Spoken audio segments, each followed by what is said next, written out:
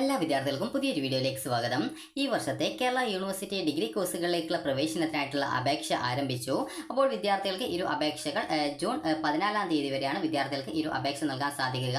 +2 ജയിച്ച വിദ്യാർത്ഥികൾക്ക് ഇരു അപേക്ഷ നൽകാവുന്നതാണ്.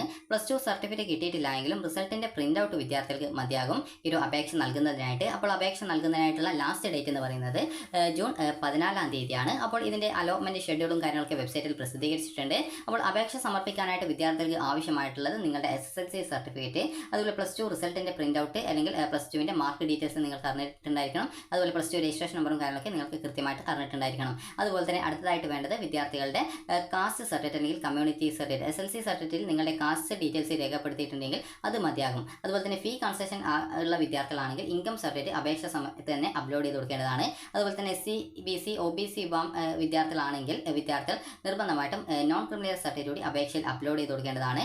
അതുപോലെ തന്നെ വേറെ എന്തെങ്കിലും തരത്തിലുള്ള റിസർവേഷൻ, അതായത് ജവാന്മാരുടെ മക്കൾ അല്ലെങ്കിൽ മിശ്ര വിവാഹിതരുടെ മക്കൾ, അങ്ങനെ വേറെ എന്തെങ്കിലും തരത്തിലുള്ള റിസർവേഷൻ ഉള്ള അതുമായി ബന്ധപ്പെട്ട ഡോക്യുമെന്റ്സുകളും EWS വിഭാഗത്തിൽ റിസർവേഷനുള്ള വിദ്യാർത്ഥികൾ EWS സർട്ടിഫിക്കറ്റും വിദ്യാർത്ഥികൾ അപ്ലോഡ് ചെയ്ത് കൊടുക്കേണ്ടതാണ്. ജനറൽ കാറ്റഗറിയിൽ ഈ ഒരു സാമ്പത്തികമായി പിന്നാക്കം നിൽക്കുന്ന വിദ്യാർത്ഥികൾക്കാണ് EWS സർട്ടിഫിക്കറ്റ് കിട്ടുക. അപ്പോൾ അങ്ങനെയുള്ള വിദ്യാർത്ഥികൾക്ക് അതും നിങ്ങൾക്ക് അപ്ലോഡ് ചെയ്തെടുക്കാവുന്നതാണ്. അപ്പോൾ ഈ ഒരു രീതിയിൽ നിങ്ങൾക്ക് എന്തൊക്കെ തരത്തിലുള്ള ആ ഒരു റിസർവേഷൻ ഡോക്യുമെന്റ്സും കാര്യങ്ങളൊക്കെ ഉണ്ട്. അപ്പോൾ അതിനനുസരിച്ച് വിദ്യാർത്ഥികൾക്ക് ആ ഒരു ഡോക്യുമെന്റുകൾ അപേക്ഷയിൽ ഉൾപ്പെടുത്താവുന്നതാണ്. പ്രത്യേകം ശ്രദ്ധിക്കേണ്ടത് തിരക്ക് കൂട്ടി അപേക്ഷ നൽകേണ്ട ആവശ്യമൊന്നുമില്ല. ജസ്റ്റ് എന്തൊക്കെ ഡോക്യുമെന്റ്സ് വേണം എന്നുള്ളതൊക്കെ കൃത്യമായിട്ട് നിങ്ങൾ ഉറപ്പുവരുത്തിയ ശേഷം മാത്രം ഈ ഒരു അപേക്ഷ നൽകിയാൽ മതിയാകും. അപ്പോൾ എങ്ങനെ അപേക്ഷ സമർപ്പിക്കാം എന്നുള്ള കാര്യം നമുക്ക് നോക്കാം. ആദ്യം തന്നെ keralauniversity.ac.in/home എന്നുള്ള ഈ ഒരു പേജ് ഓപ്പൺ ചെയ്യുക. ഈ ഒരു പേജ് നിങ്ങൾ ഓപ്പൺ ചെയ്യുന്നില്ലെങ്കിലും അതിനുശേഷം ഓൺലൈൻ അഡ്മിഷൻ ലിങ്കിൽ ക്ലിക്ക് ചെയ്ത് കഴിഞ്ഞാൽ നിങ്ങൾക്ക് നേരെ ഈ ഒരു admissions.keralauniversity.ac.in എന്നുള്ള പേജ് ഓപ്പൺ ആയിട്ട് വരും. അപ്പോൾ നിങ്ങൾ നേരിട്ട് admissions.keralauniversity.ac.in എന്നുള്ള പേജ് ഓപ്പൺ ചെയ്താൽ മതിയാകും. അപ്പോൾ ആ ഒരു ലിങ്ക് വഴി നിങ്ങൾക്ക് ഈ ഒരു പേജിൽ FIUGP എന്ന് പറഞ്ഞുകൊണ്ട് ഇവിടെ കാണാൻ പറ്റും. 4 ഇയർ കോഴ്സാണ്. അതായത് ഡിഗ്രി എന്ന് പറയുമ്പോൾ നിലവിൽ 4 ഇയർ ഈ ഒരു കോഴ്സാണ്. 4 ഇയർ കോഴ്സ് എന്ന് പറയുമ്പോൾ 4 വർഷത്തെ കോഴ്സാണ് ഉണ്ടാവുക. അതായത് ടോട്ടൽ 8 സെമസ്റ്ററാണ് ഉണ്ടാവുക. 6 മാസം കൂടുമ്പോഴാണ് പരീക്ഷ ഉണ്ടായിരിക്കുക. അപ്പോൾ ഇനി ഓൺലൈനായിട്ട് അപേക്ഷ നൽകാനായിട്ടുള്ള ഇൻസ്ട്രക്ഷൻസും കാര്യങ്ങളൊക്കെ കൊടുത്തിട്ടുണ്ട്. അതൊക്കെ കൃത്യമായിട്ട് വായിച്ച് നോക്കുക. അതുപോലെ തന്നെ അഡ്മിഷൻ ഷെഡ്യൂളും കാര്യങ്ങളൊക്കെ കൊടുത്തിട്ടുണ്ട്. അതുപോലെ തന്നെ ലാസ്റ്റ് ഡേറ്റ് എന്ന് പറയുന്നത് കൊടുത്തിട്ടുണ്ട്. അതായത് 14/6/2026 അപ്പോൾ ആദ്യം തന്നെ നിങ്ങൾക്ക് അപേക്ഷ നൽകാനായിട്ട് നിങ്ങൾക്ക് രജിസ്ട്രേഷൻ ചെയ്യാനൊക്കെയുള്ള സ്റ്റെപ്പും കാര്യങ്ങളൊക്കെ ഉണ്ട്. അപ്പോൾ അതൊന്നും ചെയ്യുന്നതിന് മുമ്പായിട്ട് ആദ്യം തന്നെ നിങ്ങൾ ഈ ഒരു അപേക്ഷയിൽ നൽകേണ്ട ഡീറ്റെയിൽസ് എന്തൊക്കെയാണ് നൽകണം, അതുപോലെ എന്തൊക്കെ റിസർവേഷൻസ് ഉണ്ട്, അതുപോലെ തന്നെ നിങ്ങൾക്ക് NCC, SPC, scout and guides ഇതുപോലെയൊക്കെ ബോണസ് പോയിന്റും കാര്യങ്ങളൊക്കെ ഉണ്ട്. അതുകൊണ്ട് തന്നെ അതുമായി ബന്ധപ്പെട്ട ഡോക്യുമെന്റ്സും കാര്യങ്ങളൊക്കെ ഉണ്ടെങ്കിൽ അതൊക്കെ കൃത്യമായിട്ട് നിങ്ങൾ അപ്ലോഡ് ചെയ്ത് നൽകേണ്ടതാണ്. ഇനി ഇതുമായി ബന്ധപ്പെട്ട അഡ്മിഷൻ ഷെഡ്യൂൾ നോക്കാം. അഡ്മിഷൻ ഷെഡ്യൂൾ എന്ന് പറയുമ്പോൾ രജിസ്ട്രേഷൻ ആരംഭിക്കുന്നത് മെയ് 29 മുതലാണ്. അതുപോലെ തന്നെ രജിസ്ട്രേഷൻ അവസാനിക്കുന്നത്, അതുപോലെ ലാസ്റ്റ് ഡേറ്റ് ഫോർ പേയ്മെന്റ് എന്ന് പറയുന്നത് 14/6/2026 ട്രയൽ അലോട്ട്മെന്റ് വരുന്നത് 15-ാം തീയതിയാണ്, ജൂൺ 15-നാണ്. അതുപോലെ ആപ്ലിക്കേഷൻ അടിക്കാനുള്ള സൗകര്യം ജൂൺ 15 മുതൽ 16 വരെയും, അതുപോലെ ഫസ്റ്റ് അലോട്ട്മെന്റ് ജൂൺ 17-ാം തീയതിയും, അതുപോലെ കോളേജ് ജോയിനിങ് ജൂൺ 18, 19, 20, 22 തീയതികളായിട്ടാണ്. അതുപോലെ സെക്കൻഡ് അലോട്ട്മെന്റ് വരുന്നത് ജൂൺ 24-ാം തീയതിയാണ്. അതുപോലെ ആ ഒരു അലോട്ട്മെന്റ് കിട്ടുന്നവർക്കുള്ള കോളേജ് ജോയിനിങ് എന്ന് പറയുന്നത് ജൂൺ 26, 27, 28 ആണ്. അതുപോലെ തന്നെ പിന്നീട് വിദ്യാർത്ഥികൾക്ക് ക്ലാസ് ആരംഭിക്കുന്നത് ജൂലൈ 1-ാം തീയതിയാണ്. അതുപോലെ തന്നെ registration four candidate, community quota registration, profile editing എന്നിവ ജൂലൈ 2 മുതൽ ജൂലൈ 10-ാം തീയതി വരെയാണ് ഉണ്ടായിരിക്കുക. അതുപോലെ തന്നെ ഇമെയിൽ അഡ്രസ്സും കാര്യങ്ങളൊക്കെ കൊടുത്തിട്ടുണ്ട്. അത് വേണമെങ്കിൽ നിങ്ങൾക്ക് ആ ഒരു നമ്പറിൽ കോൺടാക്ട് ചെയ്യാം. എന്തെങ്കിലും ഡൗട്ട് ഉണ്ടെങ്കിൽ കോൺടാക്ട് ചെയ്യാവുന്നതാണ്. ഇനി പ്രത്യേകം ശ്രദ്ധിക്കേണ്ട പ്രധാനപ്പെട്ട കാര്യം എന്ന് പറയുന്നത് ഇതുമായി ബന്ധപ്പെട്ട ഇൻസ്ട്രക്ഷൻസും കാര്യങ്ങളൊക്കെ കൊടുത്തിട്ടുണ്ട്. ഇതൊക്കെ നിങ്ങൾ കൃത്യമായിട്ട് വായിച്ച് നോക്കാം. അപ്പോൾ ഇതുമായി ബന്ധപ്പെട്ട ഇൻസ്ട്രക്ഷൻസ് എന്ന് പറയുമ്പോൾ പ്രത്യേകം ശ്രദ്ധിക്കേണ്ടത് ഈ ഒരു അപേക്ഷ നൽകാനായിട്ട് ഫീസ് ഉണ്ട്. അപ്പോൾ ആ ഒരു ഫീസും കാര്യങ്ങളൊക്കെ ഈ ഒരു പ്രോസ്പെക്ടസിൽ കൊടുത്തിട്ടുണ്ടാകും. അപ്പോൾ ഇതിൽ കൊടുത്തിട്ടുള്ളത് 1-ാം വർഷ വിരുദ്ധ പ്രവേശനം 2026-27 ഓൺലൈൻ രജിസ്ട്രേഷൻ. ശ്രദ്ധിക്കേണ്ട കാര്യങ്ങൾ ആദ്യം പ്രോസ്പെക്ടസ് വിശദമായിട്ട് വായിച്ച ശേഷം മാത്രം ഓൺലൈൻ രജിസ്ട്രേഷൻ ആരംഭിക്കുക. ഓൺലൈൻ അപേക്ഷാ ഫോറത്തിലെ എല്ലാ വിവരങ്ങളും വളരെ ശ്രദ്ധാപൂർവ്വം കൃത്യമായിട്ട് പൂരിപ്പിക്കുക. ഇന്ത്യൻ സിറ്റിസൺ ആയിട്ടുള്ള വിദ്യാർത്ഥികൾക്ക് മാത്രമേ ഈ ഏകജാല സംവിധാനം വഴി അപേക്ഷിക്കാൻ പാടുള്ളൂ. OCI കാർഡുള്ളവരോ വിദേശ വിദ്യാർത്ഥികളോ ഈ ഏകജാല സംവിധാനം വഴി അപേക്ഷിക്കാൻ പാടുള്ളതല്ല. ഇന്ത്യൻ പൗരന്മാർ അല്ലാത്ത വിദ്യാർത്ഥികൾ അഡ്മിഷനായിട്ട് സർവ്വശാലയിലെ സെന്റർ ഫോർ ഗ്ലോബൽ അക്കാദമിക് സെഷനുമായി ബന്ധപ്പെടേണ്ടതാണ്. രജിസ്ട്രേഷൻ നടപടികളിലെ ആദ്യഘട്ടം അപേക്ഷാ നമ്പറും പാസ്വേഡും ജനറേറ്റ് ചെയ്യുക എന്നുള്ളതാണ്. ഇതിനായിട്ട് വെബ്സൈറ്റിലെ admissions.keralauniversity.ac.in/FIUGP 2026/ എന്നുള്ള പേജിൽ ന്യൂ രജിസ്ട്രേഷൻ എന്നുള്ള ലിങ്കിൽ ക്ലിക്ക് ചെയ്യുക. ഇവിടെ നിങ്ങളുടെ അപേക്ഷാർത്ഥിയുടെ പേര്, ജനനത്തീയതി, SLC സർട്ടിഫിക്കറ്റിലേതുപോലെ പരീക്ഷാ ബോർഡ്, രജിസ്ട്രേഷൻ നമ്പർ, പാസ്സായ വർഷം, +2 മാർക്ക് ലിസ്റ്റിലേതുപോലെ ജെൻഡർ, നാഷണാലിറ്റി, ഇമെയിൽ വിവരം എന്നിവ നൽകി സബ്മിറ്റ് ചെയ്യുക. ഓൺലൈനായിട്ട് അപേക്ഷ സമർപ്പിക്കുന്ന സമയത്ത് വിദ്യാർത്ഥിയുടെയോ രക്ഷകർത്താവിൻ്റെയോ മൊബൈൽ നമ്പർ തന്നെ നൽകുവാൻ പ്രത്യേകം ശ്രദ്ധിക്കണം. അതുപോലെ വിദ്യാർത്ഥി സമർപ്പിച്ച മൊബൈലിൽ വരുന്ന OTP നമ്പർ നൽകിയാൽ മാത്രമേ അപേക്ഷ നമ്പർ പാസ്വേഡ് എന്നിവ ലഭിക്കൂ. ജനനത്തീയതി, ഡേ, മന്ത്, ഇയർ ഫോമാറ്റിലായിരിക്കണം ഡിഫോൾട്ട് പാസ്വേഡായി ലഭിക്കുന്നത്. അതുപോലെ തന്നെ അപേക്ഷാ നമ്പറും പാസ്വേഡും ജനറേറ്റ് ചെയ്ത് കഴിഞ്ഞാൽ ഓൺലൈൻ അപേക്ഷാ ഫോം പൂരിപ്പിക്കുന്നതിലേക്കായിട്ട് പ്രൊഫൈൽ വീണ്ടും ലോഗിൻ ചെയ്യുക. അക്കാദമിക് പ്രൊഫൈൽ രജിസ്ട്രേഷനാണ് ഒന്നാമത്തെ സ്റ്റെപ്പ് എന്ന് പറയുന്നത്. +2 പാസ്സായ വർഷം, അതുപോലെ തന്നെ ബോർഡ് സ്കീം, അതുപോലെ തന്നെ രജിസ്റ്റർ നമ്പർ, എത്രാമത്തെ തവണയാണ് +2 പാസ്സായത് എന്നിവ കൃത്യതയോടെ നൽകേണ്ടതാണ്.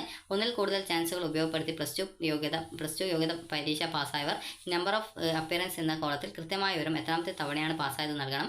യോഗ്യതാ പരീക്ഷ പാസ്സാവാൻ എടുക്കുന്ന ഓരോ അധിക ചാൻസിനും ഇൻഡെക്സ് മാർക്കിൽ നിന്നും 10 മാർക്ക് കുറവ് ചെയ്യുന്നതാണ്. ആയതിനാൽ ഈ ഒരു വിവരം ശ്രദ്ധാപൂർവ്വം കൃത്യമായിട്ട് നൽകേണ്ടതാണ്. പ്രോസ്പെക്ടസിലെ ഖണ്ഡിക 6 എന്നിൽ കൊടുത്തിട്ടുണ്ട് ഈ ഒരു ഡീറ്റെയിൽസ്. അതുപോലെ തന്നെ 2025-26 അധ്യയന വർഷത്തിൽ Kerala higher secondary, vocational higher secondary, NSQF പരീക്ഷ പാസ്സായവർക്ക് രജിസ്ട്രേഷൻ നമ്പറും വർഷം നൽകുമ്പോൾ തന്നെ +2 പരീക്ഷയ്ക്ക് ലഭിച്ച മാർക്കുകൾ പ്രൊഫൈലിൽ അപ്ഡേറ്റ് ആവുന്നതായിരിക്കും. അവരവരുടെ മാർക്ക് ലിസ്റ്റുമായി താരതമ്യപ്പെടുത്തി ശരിയാണെന്ന് ഉറപ്പുവരുത്തേണ്ടതാണ്. മറ്റ് വിദ്യാർത്ഥികൾ അവരവർക്ക് ലഭിച്ച മാർക്കുകൾ ശ്രദ്ധാപൂർവ്വം രേഖപ്പെടുത്തേണ്ടതാണ്. മറ്റ് സംസ്ഥാന ബോർഡുകൾ, ഓപ്പൺ സ്കൂൾ വഴി വിജയിച്ച വിദ്യാർത്ഥികൾ പ്രവേശന സമയത്ത് കേരള സർവകലാശാലയിൽ നിന്നുള്ള തുല്യതാ സർട്ടിഫിക്കറ്റ്, അതായത് എലിജിബിലിറ്റി സർട്ടിഫിക്കറ്റ് കോളേജിൽ ഹാജരാക്കേണ്ടതാണ്. ആയതിനാൽ ഈ ഒരു സർട്ടിഫിക്കറ്റുകൾ മുൻകൂട്ടി കരുതി വെക്കേണ്ടതാണ്. ഓപ്ഷനുകൾ നൽകൽ. ആദ്യഘട്ടത്തിൽ പരമാവധി 20 ഓപ്ഷനുകൾ വരെയാണ് നൽകാൻ സാധിക്കുന്നത്. നൽകുന്ന ഓപ്ഷനുകളിൽ ഏതെങ്കിലും ഒരു കോളേജിൽ അലോട്ട്മെന്റ് ലഭിച്ചു കഴിഞ്ഞാൽ ഈ ഒരു ഓപ്ഷനിൽ ശേഷമുള്ള ഒരു ഓപ്ഷനും പിന്നീട് അലോട്ട്മെന്റിലേക്ക് പരിഗണിക്കുന്നതല്ല. അതിനാൽ ഓപ്ഷനുകൾ നൽകുമ്പോൾ വളരെ ശ്രദ്ധയോടുകൂടി വിദ്യാർത്ഥികൾ നൽകേണ്ടതാണ്. ഓപ്ഷനുകൾ മുൻകൂട്ടി ധാരണ ഉണ്ടാക്കി ലിസ്റ്റ് ചെയ്ത് വെച്ച ശേഷം വിദ്യാർത്ഥികൾ താല്പര്യമുള്ള കോളേജിലും കോഴ്സുകളിൽ മാത്രം മുൻഗണനാക്രമത്തിൽ നൽകുക. ഇനി registration fees Edakkal. Registration fees ഓൺലൈനായിട്ടാണ് അടയ്ക്കേണ്ടത്. ഫീസ് വിവരങ്ങൾ പ്രോസ്പെക്ടസ് ഖണ്ഡിക 6 നൽകിയിട്ടുണ്ട്. ഇതിനായിട്ട് internet banking, UPI, debit card തുടങ്ങിയ ഉപയോഗിക്കാവുന്നതാണ്. ഫീസ് അടക്കുമ്പോൾ ട്രാൻസാക്ഷൻ എറർ എന്തെങ്കിലും ഉണ്ടായി അക്കൗണ്ടിൽ നിന്നും തുക പോയിട്ടും വീണ്ടും ഫീസ് അടക്കാനുള്ള നിർദ്ദേശം ലഭിക്കുകയാണെങ്കിൽ സർവകലാശാല അഡ്മിഷൻ വിഭാഗവുമായി ഫോൺ അല്ലെങ്കിൽ ഇമെയിൽ അല്ലെങ്കിൽ വാട്സപ്പ് മുഖാന്തരം ബന്ധപ്പെട്ട ശേഷം മറുപടി ലഭിച്ച ശേഷം മാത്രം വീണ്ടും ഓൺലൈൻ പേയ്മെൻറ്റ് ശ്രമിക്കുക. മൾട്ടിപ്പിൾ പേയ്മെൻറ്റ് നടന്നാൽ തുക റീഫണ്ട് ലഭിക്കാൻ കാലതാമസം നേരിടുന്നതാണ്. അതുപോലെ തന്നെ ഫോട്ടോ, ഒപ്പ് എന്നിവ അപ്ലോഡ് ചെയ്യുക. ഫോട്ടോ, ഒപ്പ് എന്നിവ അപ്ലോഡ് ചെയ്യുമ്പോൾ നിശ്ചിത ഫോർമാറ്റിലും വലുപ്പത്തിലുള്ളത് മാത്രം അപ്ലോഡ് ചെയ്യാൻ ശ്രദ്ധിക്കുക. ഫോട്ടോയുടെ സൈസ് എന്ന് പറയുന്നത് 15 pixel × 200 pixel, width × height, maximum 40 KB, JPG format only. Signature എന്ന് പറയുമ്പോൾ 150 pixel × 60 pixel, width and height, maximum 40 KB, JPG format only. അതുപോലെ ആപ്ലിക്കേഷൻ വെരിഫൈ ചെയ്യുക. രജിസ്ട്രേഷൻ പൂർത്തിയാക്കുന്നതിന് മുമ്പ് അപേക്ഷയിൽ നൽകിയ വിവരങ്ങളെല്ലാം തന്നെ ശ്രദ്ധയോടുകൂടി വായിച്ച് ശരിയാണെന്ന് ഉറപ്പുവരുത്തേണ്ടതാണ്. രജിസ്ട്രേഷൻ പൂർത്തിയാക്കുന്നതിന് മുമ്പായി ആവശ്യമെങ്കിൽ വേണ്ട തിരുത്തലുകൾ വരുത്താവുന്നതാണ്. പ്രിന്റ് ഔട്ട് എടുക്കുക. രജിസ്ട്രേഷൻ പൂർത്തിയാക്കിയാൽ അപേക്ഷയുടെ പ്രിന്റ് ഔട്ട് എടുത്ത് സൂക്ഷിക്കേണ്ടതാണ്. Profile password. അഡ്മിഷൻ പ്രക്രിയയ്ക്കിടയിൽ അപേക്ഷാർത്ഥിയുടെ അറിവോ സമ്മതമോ കൂടാതെ മറ്റാരെങ്കിലും പ്രൊഫൈൽ വിവരങ്ങളിൽ മാറ്റം വരുത്താതിരിക്കാൻ പാസ്വേഡിന്റെ രഹസ്യ സ്വഭാവം നിലനിർത്താൻ വിദ്യാർത്ഥികൾ ജാഗ്രത പുലർത്തണം. അഡ്മിഷൻ നടപടികൾ പൂർത്തിയാകുന്നതുവരെ ആപ്ലിക്കേഷൻ നമ്പറും പാസ്വേഡും ആവശ്യമുള്ളതിനാൽ ഇവ ഓർത്തിരിക്കേണ്ടതാണ്. അലോട്ട്മെന്റ് പരിശോധിക്കാനും തുടർ നടപടികൾക്കും ഇവ ആവശ്യമാണ്. ഇനി വിദ്യാർത്ഥികൾ ശ്രദ്ധിക്കേണ്ടവ. വിദ്യാർത്ഥികൾ അവരുടെ പ്രൊഫൈൽ എഡിറ്റ് ഓപ്ഷൻ ഉപയോഗിച്ച് എന്തെങ്കിലും മാറ്റങ്ങൾ വരുത്തുന്നുണ്ടെങ്കിൽ ഈ ഒരു മാറ്റങ്ങൾക്ക് ശേഷമുള്ള അപേക്ഷയുടെ ഏറ്റവും പുതിയ പ്രിന്റ് ഔട്ട് എടുത്ത ശേഷം സൂക്ഷിക്കേണ്ടതാണ്. അപേക്ഷയുടെ പ്രിന്റ് ഔട്ട് ഒരു ഘട്ടത്തിലും സർവകലാശാലയിലേക്ക് അയക്കേണ്ടതില്ല. എന്നാൽ ആയത് പ്രവേശന സമയത്ത് അതത് കോളേജിൽ ഹാജരാക്കേണ്ടതുണ്ട്. വിദ്യാഭ്യാസ യോഗ്യതാ സംവരണം, ഗ്രേസ് മാർക്കുകൾ മുതലായവ തെളിയിക്കുന്നതിന് ആവശ്യമായിട്ടുള്ള സർട്ടിഫിക്കറ്റുകൾ അപേക്ഷിക്കുന്ന സമയം തന്നെ കയ്യിൽ കരുതേണ്ടതാണ്. ഹാജരാക്കേണ്ട സർട്ടിഫിക്കറ്റുകളുടെ വിശദവിവരങ്ങൾക്കായിട്ട് പ്രോസ്പെക്ടസ് ഖണ്ഡിക 9 കാണുക. പ്രവേശനം ലഭിച്ചാൽ സർട്ടിഫിക്കറ്റുകൾ ഹാജരാക്കാൻ അധിക സമയം യാതൊരു കാരണവശാലും അനുവദിക്കുന്നതല്ല. ഇനി BCom കോഴ്സിലേക്ക് അപേക്ഷ സമർപ്പിക്കുന്നവർ ശ്രദ്ധിക്കുക. ഈ ഒരു അധ്യയന വർഷം മുതൽ BCom കോഴ്സിലേക്ക് അപേക്ഷിക്കുന്നവർ കോഴ്സ് സെലക്ട് ചെയ്യുമ്പോൾ BCom account and data science, BCom hotel management and catering എന്നിവ ഒഴികെ BCom കൊമേഴ്സ് എന്ന ഓപ്ഷൻ മാത്രമേ സെലക്ട് ചെയ്യാൻ സാധിക്കുകയുള്ളൂ. എന്നാൽ കോളേജ് സെലക്ട് ചെയ്യുമ്പോൾ അതത് കോളേജിൽ ലഭ്യമായ കോഴ്സ് ഓപ്ഷനുകൾ elective, finance, operation, business, informative system, taxation, logistics and supply chain management തുടങ്ങിയവ കോളേജിന്റെ പേരിനൊപ്പം കാണാവുന്നതാണ്.